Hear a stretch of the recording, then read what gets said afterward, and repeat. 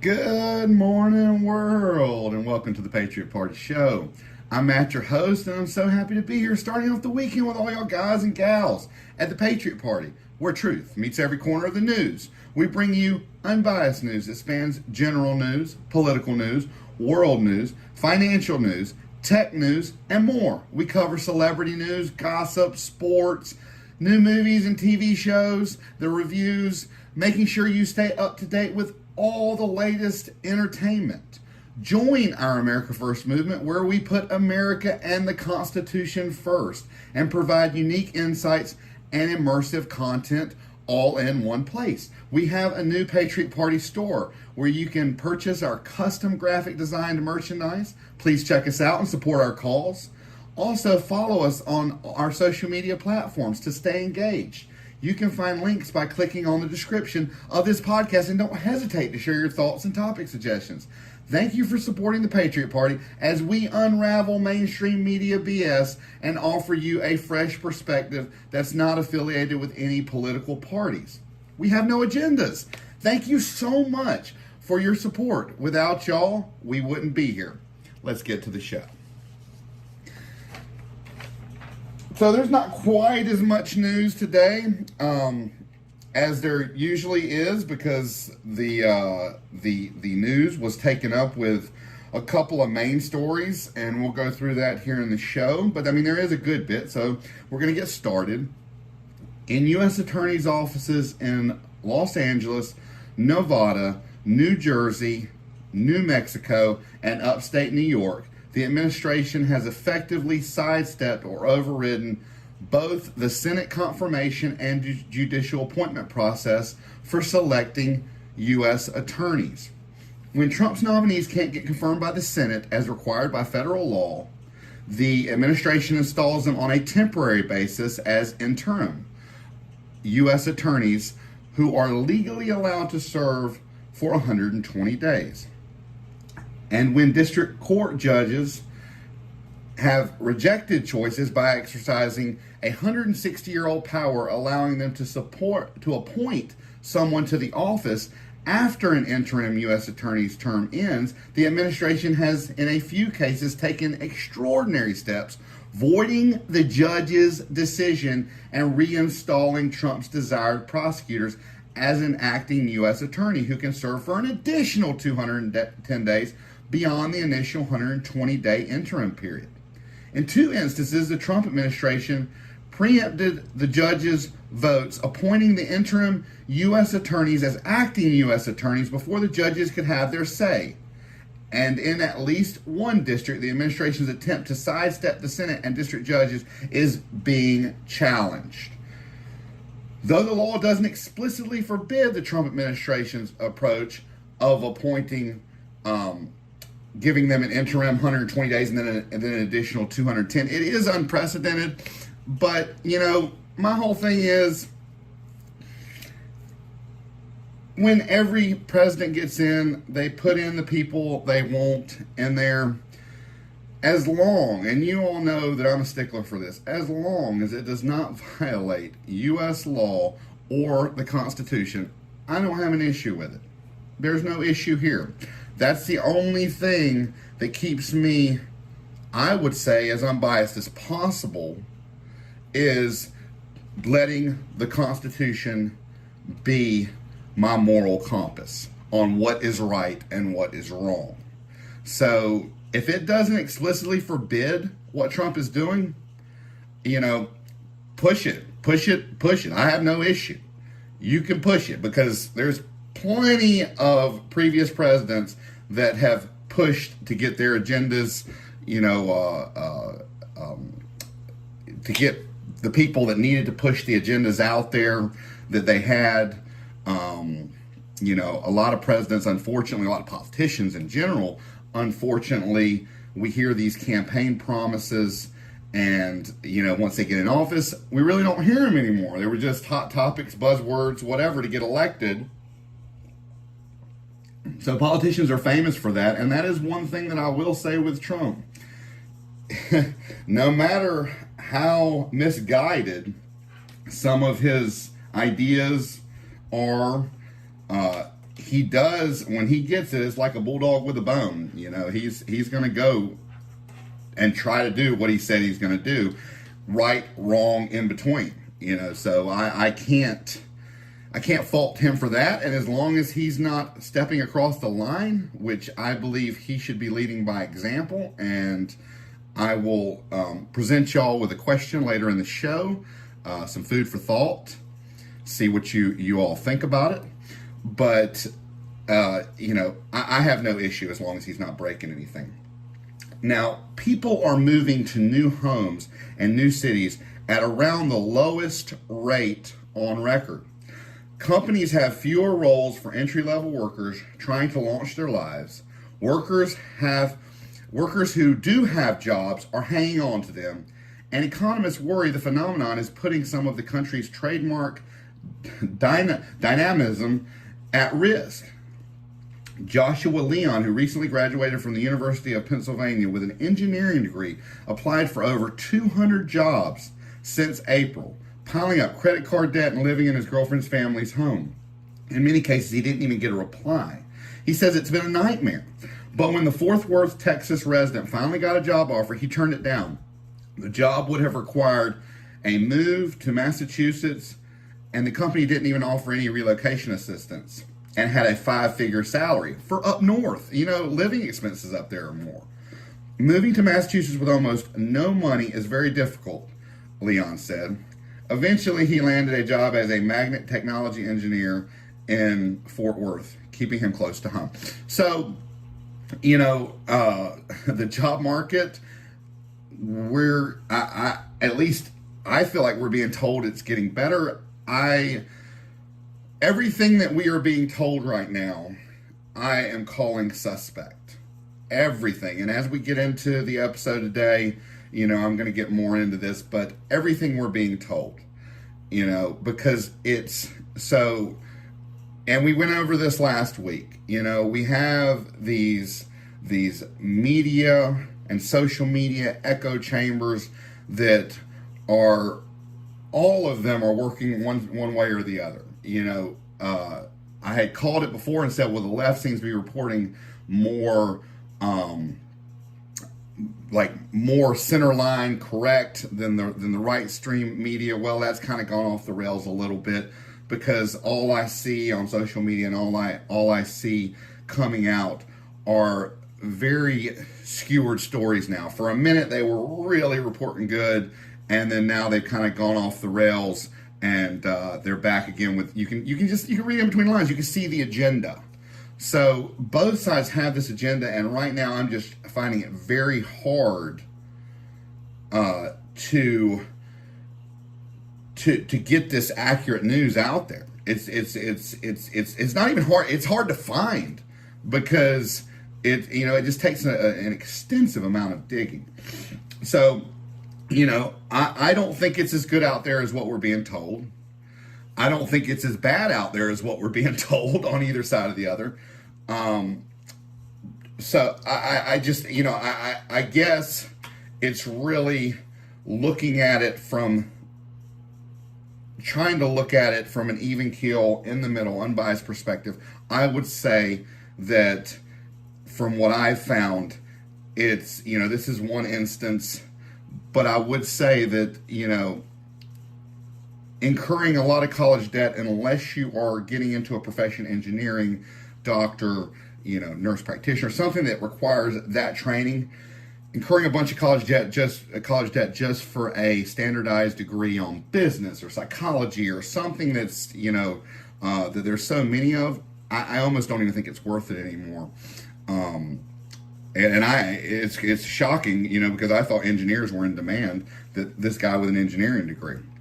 It wasn't so long ago, under two different presidents, not Biden or Trump, that they came out and said that law degrees had lost their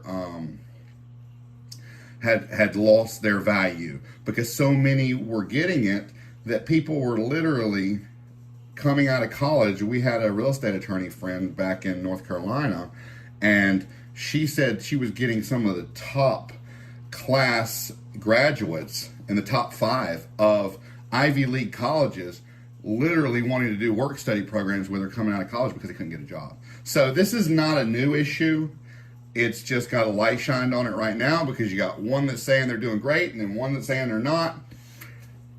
If I had to just take a crap roll and say, well, I think it's either way, I would say it's probably like it's always been. And the longer and longer that these people get these large college debts, it pushes the schools to go up in price because, you know, there's so much of this financing, billions and billions of dollars, that is not being paid, or that's being paid at such a small amount that to make up for it, these colleges continuously go up in price. So it's almost turned into a racket if it's not a profession where you have to have a specialized degree. That's what I would say about the whole college thing. The Ukrainian story has been folding all week. This is one of the stories that has taken the news all week, and I waited a while because I wanted to see everything because everybody was just coming out with these opinions. You had Putin meeting Trump on Friday. You had Trump just spouting out all this positive stuff about the meeting. You had Zelensky and all the big wig European, UK people coming over to the White House on Monday. You had Trump, saying all this great stuff. Then, kind of like a spit in the face, you had Putin, who does one of the largest attacks after he meets with Trump. And then you have Zelensky, who you could just read face language and body language, you could tell he did not agree or like a lot of the stuff that Trump was saying, but because of what happened at the White House last time and the way he left and the way Trump pulled out of so much stuff and Ukraine saw what it would be without the U.S., you could tell he was just smiling, going along to get along, if you will. I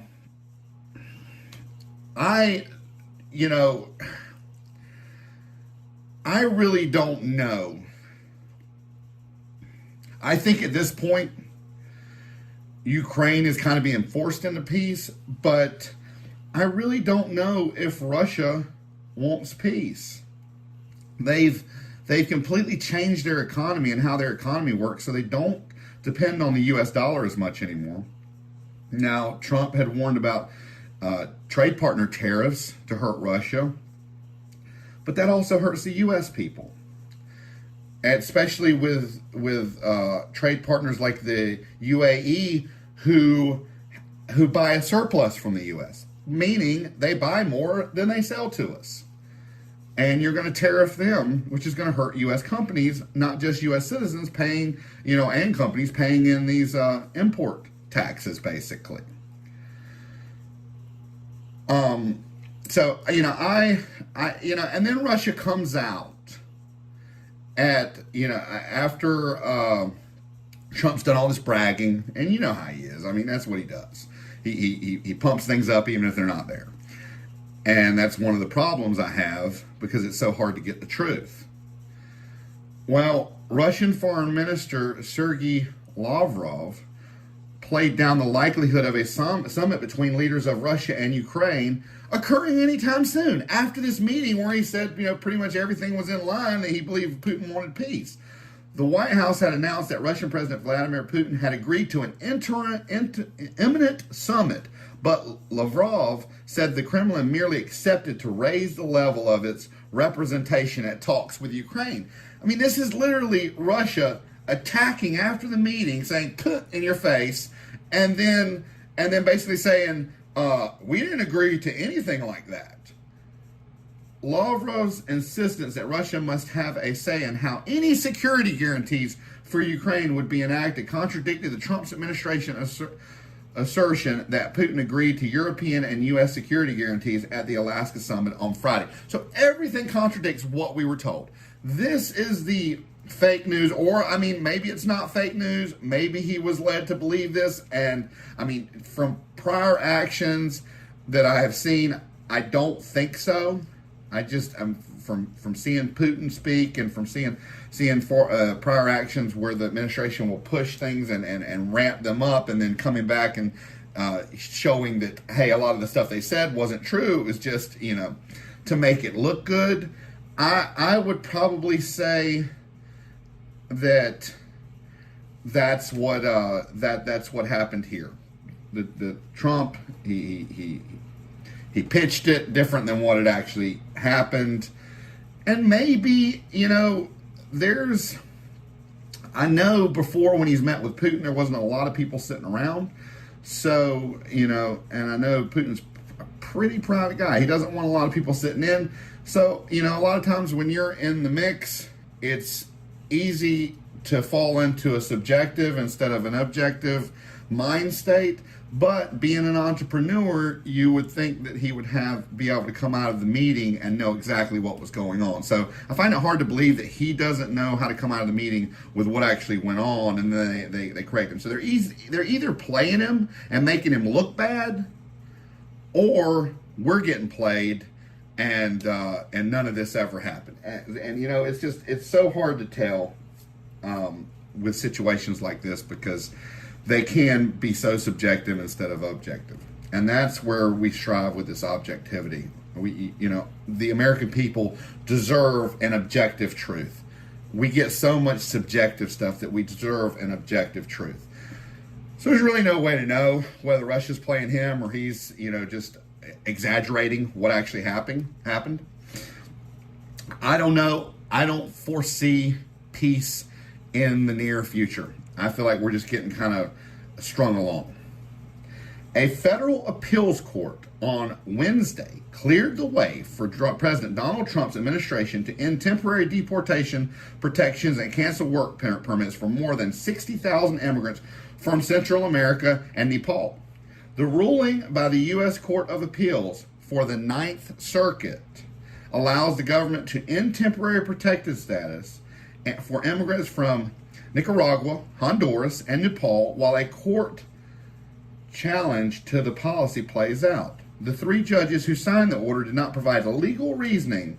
The order immediately ends protection for Nepal, which expires on August 5th. Protections for Hondurans and Nicaraguans will expire on September 8th. U.S. Department of Homeland Security spokeswoman Tricia McClellan said in a statement that the decision will help restore integrity to the immigration system and stop temporary protected status being used as a de facto asylum system. So you got the UCLA Center for Immigration Law and Policy. One of the groups that filed the lawsuit criticized the court for not providing reasoning and said the decision simply sanctions the government's power grab. Then you got U.S. District Judge Trina L. Thompson had temporarily blocked the administration from canceling the protections in a sharply worded ruling in July, where she found the government's decision was likely motivated by racial animus. Okay, that sounds. I'm just gonna tell you. That sounds to me like these activist judges they're talking about. We got to use the hot topic words, racism, all that. I don't want to hear that. Not in a court order. I mean, I understand that if you have clear-cut, dry, proof, but you can't say it likely motivated. It's likely motivated. I don't see that as, that's not how the law works. It likely says this. The Supreme Court thinks the Constitution likely says this and we should rule on. No, that's not how, I just don't see that. No wonder it was overturned. And as long as he's not breaking any laws, I already told you, I think he's using the wrong act, this wartime act, to try to do deportations, and we've talked about that in depth on previous episodes. But as long as he's not breaking anything, then, there is no problem here. This next ruling, I called this last year when I reported on it extensively, about the lawfare that was, especially going on in New York, that was, and DC, but the New York was out of control with almost $500 million. So let's get into what actually happened. I called this last year. I thought it was going to have to go to the Supreme Court, but you know what? I think the Court of Appeals had just enough of Judge Engeron ignoring their instructions. So I'm sure it's going to be challenged by New York and go to the Supreme Court, but I think they'll find the same way. I'm pleasantly surprised that the appellate court stepped in and made such a large ruling. So a New York State's appeals court threw out on Thursday approximately $500 million penalty that Donald Trump had been ordered to pay after a judge found that the U.S. president fraudulently overstated the value of his properties and other assets to bolster his family's business. Now, I don't know if y'all remember, but the judge, before they presented their case, said he was guilty and tried to do a whole bunch of stuff and dissolve Trump Enterprises, and they had to get the appellate court involved. And then the judge continued to ignore precedents, legal precedents, constitutional rights. They continued to ignore everything throughout the trial. This was a kangaroo court to the fullest extent when you looked at it as what should legally be allowed and what was being allowed. These people were pressing. I mean, I want to say they broke. They broke not only precedents, but, I mean, they didn't just bend the Constitution. I feel like they broke it. And I'm very happy to see this. So judges on the appellate court has signaled skepticism towards the case during oral arguments last September. Trump was appealing a judgment entered by Arthur Engoron in a state court in September. In a state court in Manhattan following the 3-month non-jury trial. Engoron found that Trump inflated his wealth over several years before first becoming president in 2017. To dupe lenders and insurers into providing better terms. Now, my rebuttal to that as we're going is, do you remember Trump had the banks come testify who had given him the loans and said, we don't care. We'd loaned to him again. Everything worked out like it was supposed to work. And he was a whale. He was somebody who we would do this again. We don't care. We were in charge of doing our own independent assessments. He even put that on top of his assessments. You know, don't take any of this to heart. Do your own. None of this is, I mean, basically pushing them to do that, and they would have done it anyway. We're talking lots of money. And these banks and financial institutes came in on his behalf.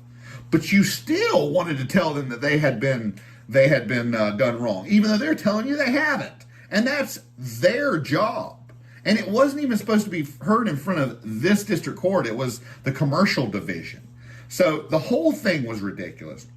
And Trump was personally liable for 98% of the judgment, with his eldest son, Donald Trump Jr., and Eric Trump, and former Trump Organization Chief Financial Officer Alan Weisselberg responsible for the remainder. Referring to Trump and other Trump Organization figures, Engoron said their complete lack of contribution and remorse, or contrition and remorse, borders on pathological. They hadn't done anything that anybody else was. That's why billionaires are leaving New York.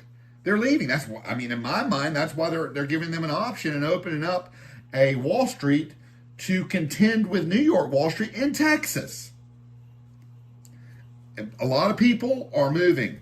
A lot of people have moved over this. They don't want to fall on the wrong side of the political spectrum and be persecuted. And this is what this was. You know, he always screams witch hunt, and it's almost like the little boy that cried wolf, because he uses the same words for what he screams, so it's almost like you get tone deaf to him. But on this instance, and the Washington instance, he was right. He was right. The appeals court put these restrictions on hold during the appeals process while letting a court-appointed monitor for the Trump Organization continue her work. Trump's denied wrongdoing. His lawyers argue that the penalty was too high and that James had overreached. I think the whole thing was ridiculous. I mean, they put a gag order on the lawyers. How do you do that? I mean, I really, how do you do that? And then they would object, and the whole court case was ridiculous. I mean, there were times where he looked at the prosecutor. The judge, Engoron, looked at the prosecutor and said, well, what do you want me to do? I don't want to get it overturned. And they're instructing him on what to do in his own court. If that's not collusion, I don't know what is. A federal judge ruled Thursday. Now, we talked about these appointments that Trump is making where he's pushing. He's pushing. And I said I have no issue as long as he doesn't break any laws. Well, a federal judge ruled Thursday that Alina Habba has been unlawfully serving as the U.S. Attorney for the District of New Jersey since July 1st, throwing into question her authority over several high-profile criminal cases and escalating the tensions between the judiciary and the Trump administration. Pennsylvania Chief U.S. District Judge Matthew W. Brand issued a 77-page opinion disqualifying Habba for participating in any ongoing prosecutions. Now this is in quotations, faced with the question of whether Ms. Habba is lawfully performing the functions and duties of the office of the United States Attorney for the District of New Jersey, I conclude that she is not, Brand wrote. The court found that Habba's appointment violated federal law governing temporary appointments to Senate-confirmed positions. The executive branch has perpetuated, excuse me, guys and gals, Alina Habba's appointment to act as the United States Attorney for the District of New Jersey through a novel series of legal and personal moves. Brand added, along the way, it had disagreed with the judges of the United States District Court of New Jersey and criminal defendants in that district about who should or may lead the office. The decision could have sweeping implications for criminal prosecutions across the state, where judges have postponed arraignments and trials amid uncertainty over Habba's authority. So, it sounded a little, off base in the last one, where it said that he was basically cutting out the judicial system's appointments. That sounded a little, even though it says he hasn't broken anything, that sounded a little off to me. So now you have a judge who has ruled. We'll see what the administration does now. And like I said, as long as they find whatever you want to call it, a loophole that doesn't violate the Constitution or any existing laws that they can use, then I have no issue with it. I have no issue with it. It's really the Constitution. The existing laws or interpretations, it's really the Constitution. That's our bedrock. There's a new report that's come out on the Epstein list, and I'm going to give you all the information that stood out to me. I did a little bit of a deep dive on a little bit of it. We'll go through that. I just don't know how much of this we can believe. And, I mean, you all remember that the Senate subpoenaed her, and then the Justice Department couldn't wait to send up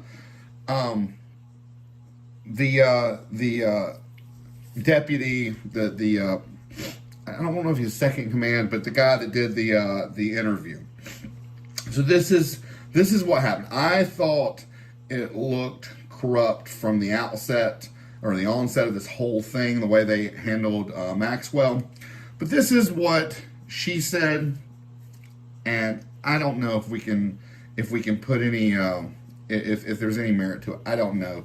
We'll go through some of the stuff that's happened that is just completely, it just makes it all look, as my daughter says, sus. The whole thing looks suspect to me. So let's kind of dive into it, and then I'll break it down as we go. So Maxwell said she never saw President Trump do anything inappropriate or illegal during her long relationship with convicted sex offender Jeffrey Epstein. According to transcripts and audio recordings of her extensive interview with a top Justice Department official made public Friday. During the 2-day conversation last month at a courthouse in Florida, Maxwell told Deputy Attorney General Todd Blanche that there was no secret list of Epstein's clients, nor a campaign to blackmail powerful people in Epstein's orbit. When asked about Trump, who had socialized with Epstein in the past, she said she never witnessed the president in any inappropriate setting in any way. The president, this is quotation, was never inappropriate with anybody in the times that I was with him. He was a gentleman in all respects. I mean, just that sounds sus. I mean, you know, you got a girl that hangs out with the guys, so she's kind of like one of the guys, you know, and you got Trump on other instances saying, I'll just grab her what, when he thinks he's doing what they call locker room talk. I say that in quotations, no matter how inappropriate it was, locker room talk. And you're going to tell me that somebody that you're friends with and that her friend, kind of like she's one of the guys, you were a perfect gentleman. Just doesn't sound like it adds up from previous evidence where we heard Trump's voice speaking the way he spoke, saying the things that he said. Now, I'm not saying this is bad one way or another, but this just doesn't line up. This doesn't hold water to me. So Maxwell, who is serving a 20-year prison sentence for her role in Epstein's sex trafficking, is appealing her convictions and seeking a pardon. Blanche told Maxwell she would receive immunity for what she discussed, although she could be charged with making false statements if she lied. She had been previously charged with perjury, but prosecutors dropped those charges after she was convicted of more serious counts. So, here we go. She's been previously charged with lying. She's doing 20 years. You're not going to get anything for her lying again, I don't believe. And, you know, it just none of this adds up to me so far. And it goes more off the rails, I think, the further this story goes. Epstein's suicide. Now, this is the one thing I think she said, and I believe this was given on purpose, but that's just my belief. Maxwell said she didn't believe Epstein killed himself while in a Manhattan jail awaiting trial in 2019. I do not believe he died by suicide. No, she told Blanche, she believed Epstein was likely killed by someone inside the prison. If it is indeed a murder, quotations, I believe it was an internal situation, she said. Really? But these guards just happened to be either out of their post or asleep, whatever it was some BS. In one of the most secure facilities probably in the world. All right, so she's saying she doesn't believe it's suicide.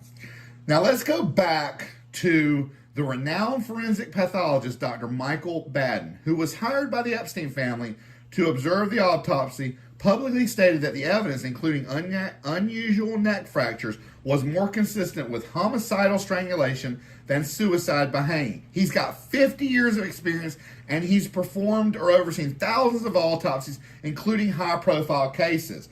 Then you got the New York City chief medical examiner, who probably had pressure on her from her higher-ups to close this thing out, who officially ruled Epstein's death a suicide and disputed Baden's interpretation.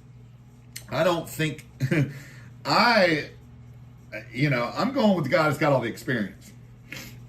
So you got that. She's finally thrown out a little bit, but I believe it's a bone. I believe it's something to keep us guessing.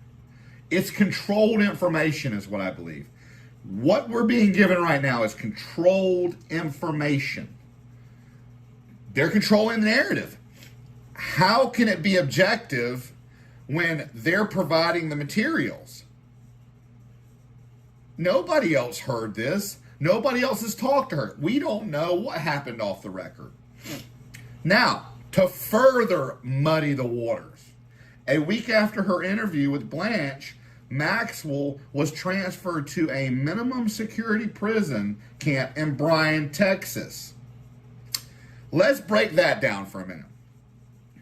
In order to go, Maxwell she got sentenced to 20 years back in 2019. In order to go to a federal prison camp, minimum security, a lot of them don't even have fences, you have to have less than 10 years left on your sentence, and you cannot have been convicted of a sexual crime or violence. So this goes against the Bureau of Prisons, the Federal Bureau of Prisons, FBOP. This goes against their own policy statements. This goes against what anybody else in there would have to do to get to one of these places or couldn't get to one of these places. But yet, soon as she talks to this guy, she's going to Club Fed. That's what they call Club Fed. How many of y'all now really believe this is not controlled information around a provided narrative? Around a narrative, okay, we're going to give them a little something with the suicide that goes off the rails a little bit. It'll keep them guessing. But we're going to say Trump was a gentleman. Now, was he? I don't know. But I don't believe this proves it. Then you got her talking about Clinton.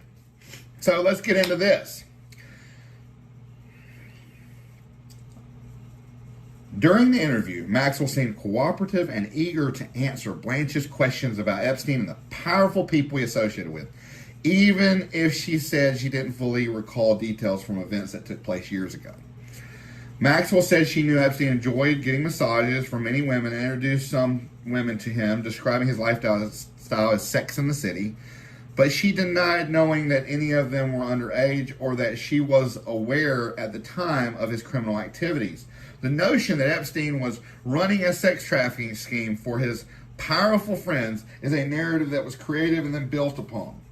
Maxwell said she went on a trip with Clinton in 2002 and 2003 to Latin America. Epstein wasn't on the trip, but Maxwell said she used his plane for it. She said Bill Clinton was an extraordinary man, not in those terms, but in just being an individual. She said she met Hillary Clinton on a flight to New York and then went to their home in New York a few times. I can't even pronounce that. Chappaqua, I guess, New York. She said that she helped with the ramp up of the Clinton Global Initiative, which has been put under the spotlight for so many unsavory deals and I mean the list. I mean it's a huge list. I did a whole story on that last year, and that foundation has, there are so many things wrong with that foundation. We're not even going to get into that. But the fact that she helped start this Clinton Global Initiative, and there were so many red flags, we'll call them, of instances that has happened that shouldn't have happened with a charity. I mean, it's very very suspect. Very suspect. Money coming from countries that we really shouldn't be taking lots of money from. It almost seems like a quid pro quo, the way that whole thing is set up. But, and this could just be for decoration. I thought it was on the island, but apparently the painting of Bill Clinton in a purple dress, I think with red shoes, was in Epstein's New York home. A lot of people have said because it's got him pointing. Apparently the painter, when I looked it up, it was done in reference of Monica Lewinsky. So I don't know if he just had it as a piece of art because, he shrugged shoulders with Clinton. I don't know. I don't know. It's a little suspect. I was more suspect when I thought it was at the island. Being that it was a work of art in his home, it may have been just because he shrugged shoulders with him. So that could have been a coincidence. But the helping start the global initiative with so many red flags, her saying that she doesn't know anything about a book, even though she had the black book, her saying that she doesn't believe he was connected to the CIA or any other intelligence agencies. It almost feels scripted, y'all. It almost feels scripted. Y'all make your own decision, but the one thing that I can't get over, I can get over you saying Trump was a nice guy, whatever. But the one thing I can't get over is right after, and nobody, the BOP is its own federal agency.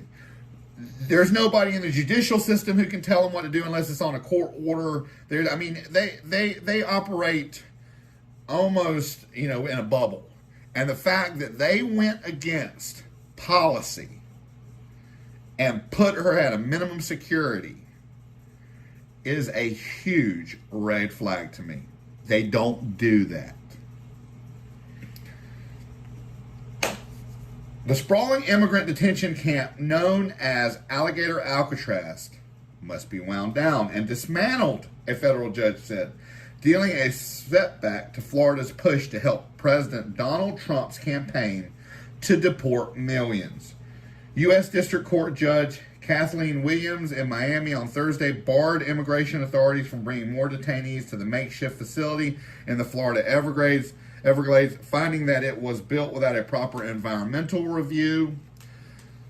The judge also ordered state and federal officials within 60 days to remove the fencing, lighting, all generators, gas, sewage, and other waste receptacles that were installed to support this project. A Florida state official filed a notice of appeal. Department of Homeland Security representatives didn't immediately respond outside regular business hours to a request for comment. But the judge rejected that argument, pointing out that Homeland Security Secretary Kristi Noem and the immigration officials had asked Florida to build the detention camp and that the administration had pledged $600 million in federal funding. The camp was a key to Florida Governor Ron DeSantis' quest to play a high-profile role in Trump's immigration crackdown.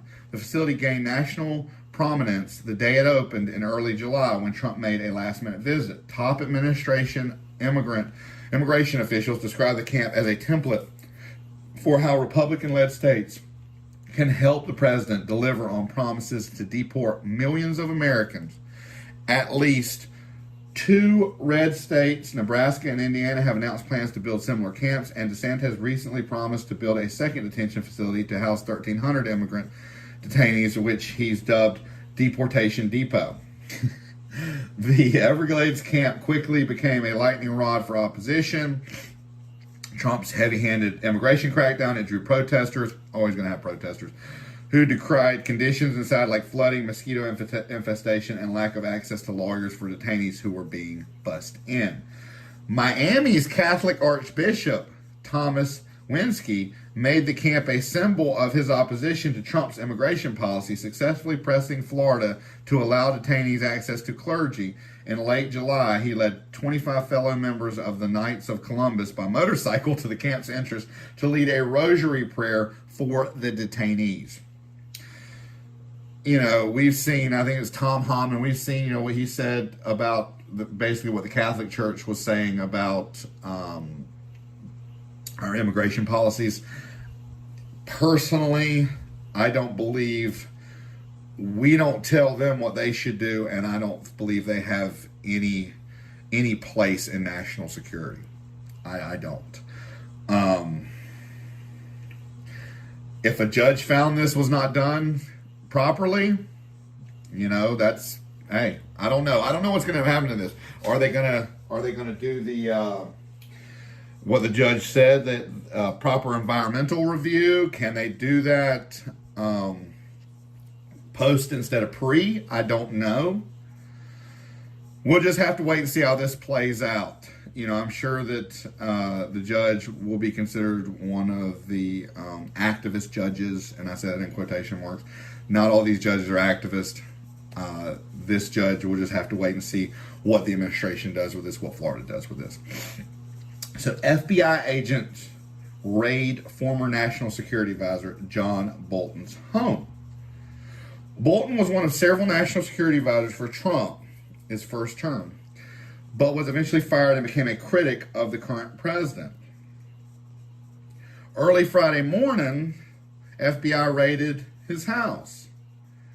FBI Director Kash Patel hinted at the action in a cryptic post on his X social media account. He says that no one is above the law at FBI agents on mission.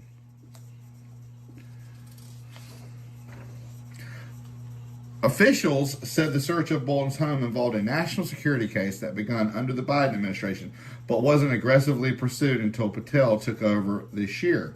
They declined to be more specific. So nobody's telling us why. Nobody, you know, to me, that stands out. Okay, nobody's saying why. Now, I'm sure this story will continue to unfold, And as it does, I will bring you updates. So, nobody, and this is what first came out. So, I said, well, nobody really knows why. And then there was an X post that caught my attention, and so I ran it through Grok to see, if it was what came back. So the post was by Really American #1.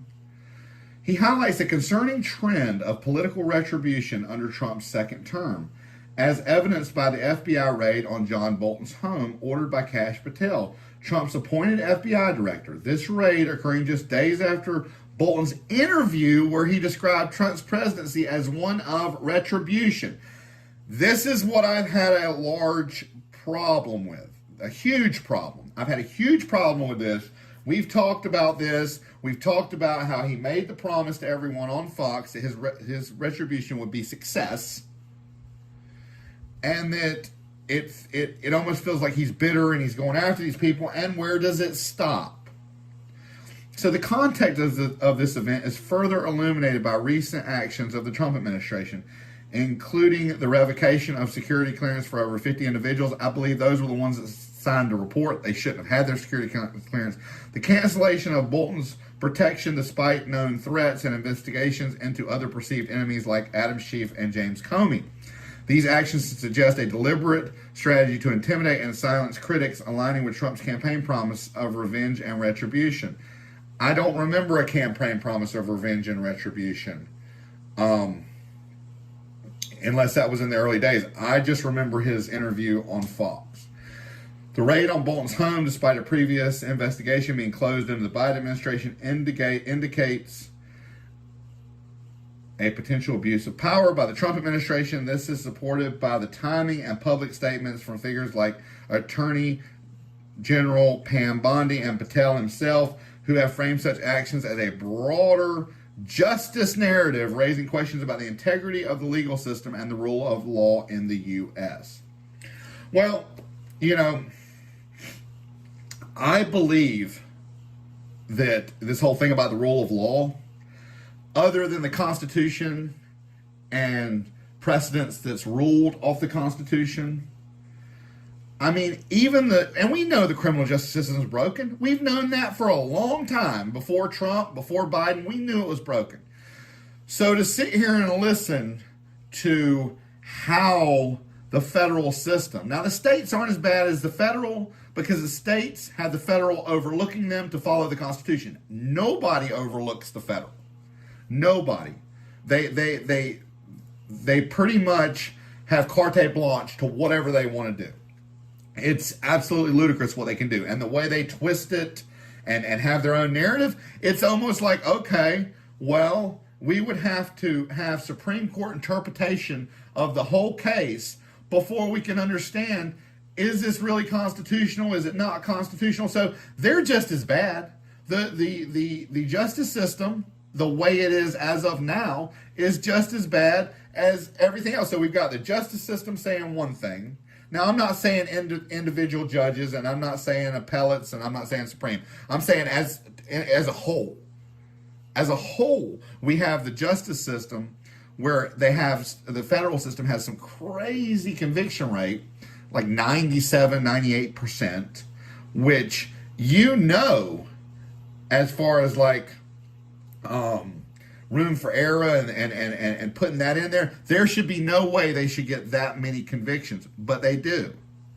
They do, because they twist the narrative, because the prosecutors get what they want, because they threaten people with something called a trial tax. If you exercise your constitutional right to be judged by 12 peers, you get a trial tax, where it can go from you serving, I don't know, I've talked to people 5-10 years to serving 20 to life, just for taking it to trial. So there's no way that this system, which is geared towards convictions and time, is fair, is based on our Constitution. So we have the way that these people spin it, then we got the way that, all this information is being spun It's all being spun. So my question to you, I have a question that I want to present to my audience. My question to you is, how many of you believe if politicians on both sides used the Constitution as a moral compass, we would start to get our country back and battle mainstream media and social media misinformation? If we just use the Constitution, and we're supposed to lead by example, right? That's what the U.S. is supposed to be in innovation, around the world. We're supposed to lead by example. Well, shouldn't our leaders lead by example? Shouldn't they have that moral compass where they don't go off the rails? If they don't violate the Constitution, then they don't give this propaganda that has an agenda. They don't have, their agenda is to hold the most high law in the land at the top. That's what the Supreme Court uses to rule in its cases. So shouldn't they go above and beyond to make sure both sides that they are guided by the Constitution? And wouldn't that take out subjective interpretation to where the news cycles on both sides have these agendas? Wouldn't that take out the ability to come out with this if both sides were trying to follow that? I think it would kneecap that. I think it would kneecap, and we would start seeing a truer form of media in this country, of publications in this country. And that is really all that we're pushing for, y'all. That is really what the Patriot Party is about, is to push, to help people and to push the Constitution. Truth and the Constitution, but with the Constitution comes truth. That is my perspective on it. Now, let's get into financial news. Stock market trends and Fed watch. Markets wavered as investors awaited key retail earnings and Fed Chair Jerome Powell's speech at the Jackson Hole Symposium. Tech and financial stocks dipped, with chip makers like Nvidia and AMD sliding due to tariffs concerns. Intel bucked the trend, gaining nearly 3% thanks to potential CHIPS Act support. Bitcoin hovered around 117,000, down from its record high of 124.5. I just can't believe. I remember when people predicted it would be worth 125,000. I said, no way. It's crazy. Treasury yields edged up, with the 10-year yield closing at 4.34%, reflecting cautious optimism about future rate cuts. Corporate earnings and IPO buzz. Retail giants like Walmart, Target, and Lowe's are reporting earnings, offering insight into customer spending amid inflation and tariffs. The IPO market surged, with crypto exchange Bullish raising over $1 billion and debuting at $90 per share, more than double its offering price. Applied Digital hit a 52-week high after announcing a $3 billion AI data center project and a $7 billion lease deal with CoreWeave. Dividends and stock splits and bonus shares. Over 30 companies announced dividends, stock splits, and bonus shares this week. Notables include Aliquaint Fintech and Beamco Hydraulics, with 1-to-1 bonus issues and stock splits. Apollo Hospitals, Coal India, and Federal Bank among those issuing dividends. So mortgage rates and housing. 30-year mortgage rate cooled slightly to 6.62%, while 15-year rates ticked up to 5.84%. Analysts expect rates to remain elevated through 2025, with one more Fed hike likely later this year. Tech news. AI and big tech developments. OpenAI is tuning GPT-5 to be warmer and friendlier based on user feedback. Claude AI launched new learning models in its Claude Code, an app expanding its coding and reasoning capabilities. Microsoft is developing a steerable virtual scientist named Dion to revolutionize scientific discovery. Google is testing a new AI-powered version of Google Finance with real-time data, advanced charting, and personalized insights. Meta secured a $29 billion deal for AI data centers, signaling massive infrastructure expansion. Trending AI tools. Quack AI helps software teams stay aligned by guiding developers directly in their IDE. Prep AI lets users apply to 100 plus jobs in minutes and trains them for interviews with an AI coach. Wow. CArt AI, a creative hub for generating images, videos, and audio with community interaction. Space and hardware highlights. SpaceX launched 24 Amazon Kuiper satellites into orbit from Cape Canaveral. ULA's Vulcan rocket completed its third flight carrying a national security payload for the U.S. Space Force. OWC unveiled the Express 1M28G SSD, the Thunderbolt 5 support, and 600 megabyte S speed. Adesio released AI integrated mechanical keyboards with Copilot hotkeys. Software and app updates.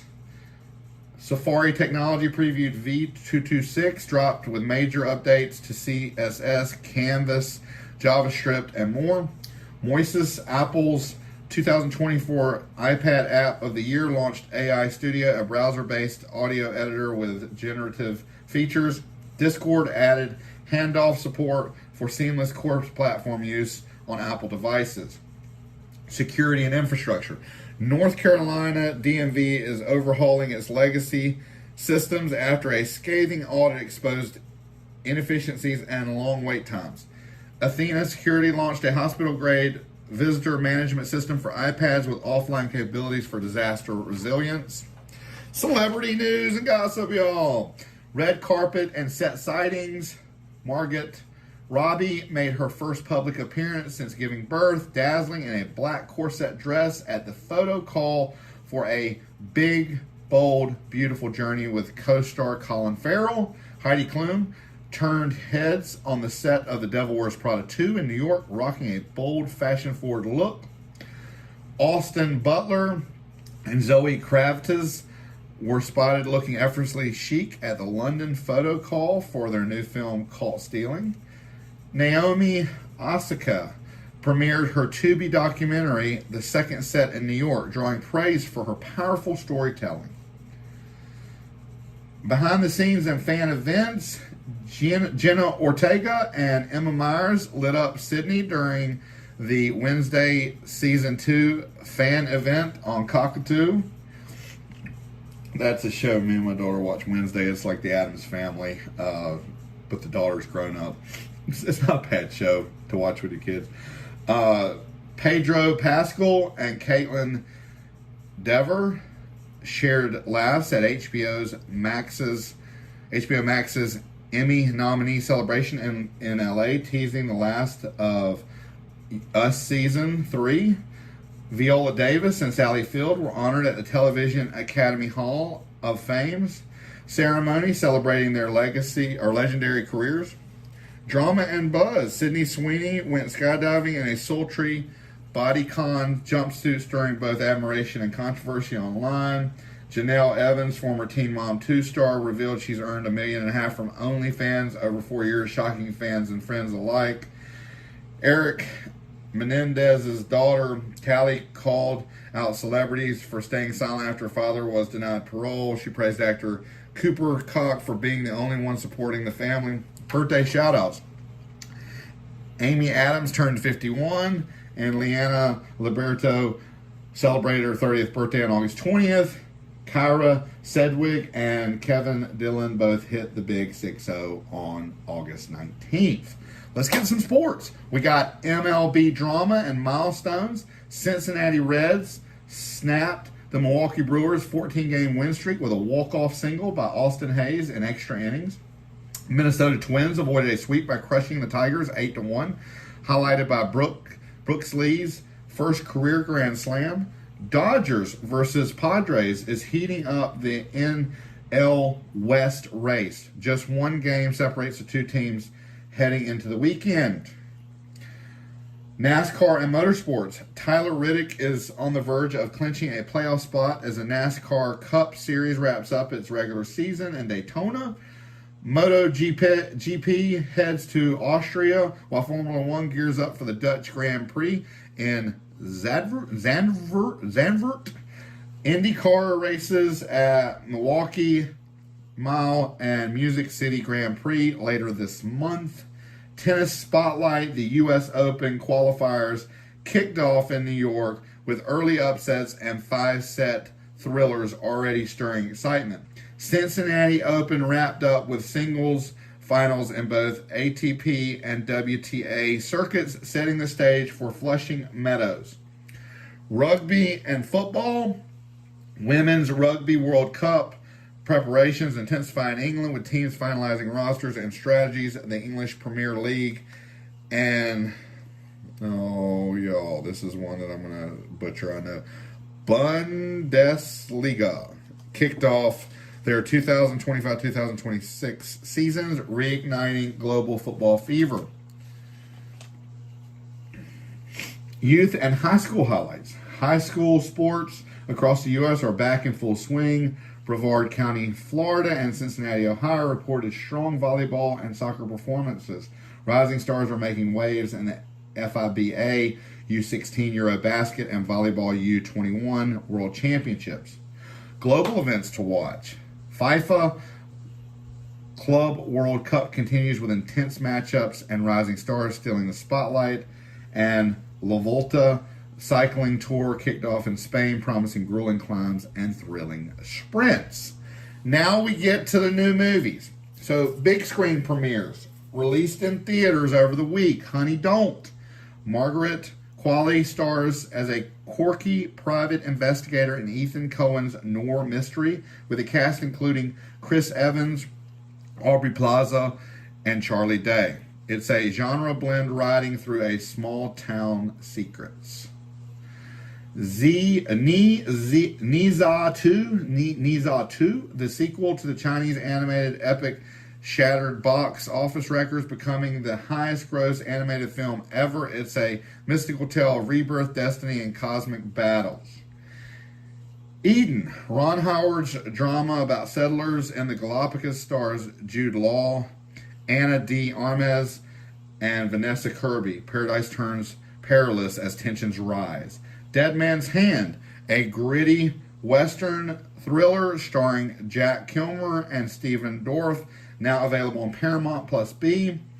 Relay, a corporate fixer breaks his own rules to protect a client, triggering a deadly chain of events.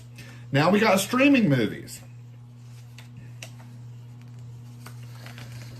New on Netflix, Hulu, Prime Video, and more. The Truth About Juicy Smollett. Netflix, a controversial doc dives deep into the 2019 hate crime scandal, featuring exclusive interviews.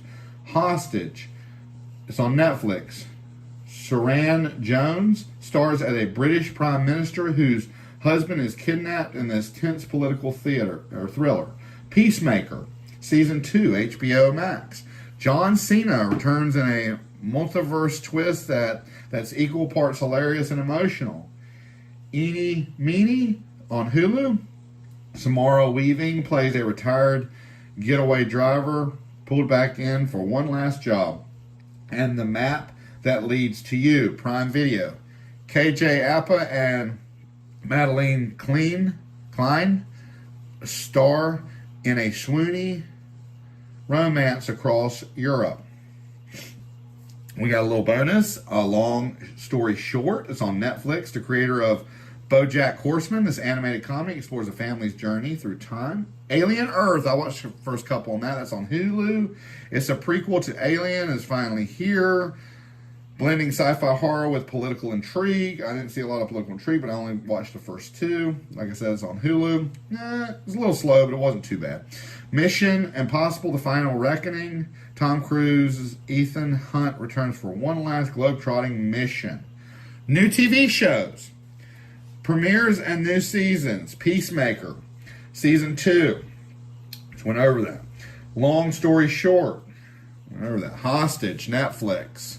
Saran Jones stars as a British Prime Minister whose husband is kidnapped during a summit with France. A tense political thriller packed with blackmail, explosions, and more dilemmas. The Twisted Tale of Amanda Knox. A dramatized retelling of the infamous 2007 murder case starring Grace Van Patten. The series explores bias, media frenzy, and Knox's flight for justice. Invasion Season 3, I watched that yesterday. It definitely starts slow, but it's a very realistic outlook on alien life form. I feel like it's a really well put together show on the realism. Are You My First? It's on Hulu, a reality dating show with a twist. 21 virgins explore love and intimacy. Hosted by Colton Underwood and Caitlin Bristow. Back to Invasion, the one before. It's on Apple TV, if I didn't mention that. It's an Apple TV series. Streaming surprises, Twisted Metal Season 2. It's on Peacock. Vehicular combat meets post-apocalyptic comedy based on the PlayStation franchise. Love Island, Beyond the Villa, Peacock. Catch up with Season 6 contestants as they navigate fame and romance post-show. Night of the Zoopocalypse. It's on Peacock. Animated animals battle a zombie virus after a meteor crash. Yes, it's as wild as it sounds. That's what they say. It does sound wild. So, we are to the pick of the week. And this week, I am picking Reacher, not the movie, the Amazon Prime show. It is an action-packed thriller series. It's on Amazon Prime Video based on Lee Child's best-selling novels. It stars Alan Richardson and as Jack Reacher, Jack Reacher, a former U.S. military police officer turned drafter who roams the country solving crimes and delivering justice with brains and brute force. Let me say, I have read a couple of Lee Child's books. Now, he's not my favorite author, but the way the character is described, it is not Tom Cruise. 5'6" dark hair. This character is described as like 6'4", 6'5", buffed up, blonde, and this Alan Richardson, he depicts a character exactly as it's described in the book. And then what I like about the show is each season adapts a different book series. So you get 10 episodes. See, that's the problem with most books that go to a movie. I don't know how many of y'all know the breakdown of it, but a movie script, each page is a minute. It transcends into a minute. So the average script is going to be 120 minutes, let's say.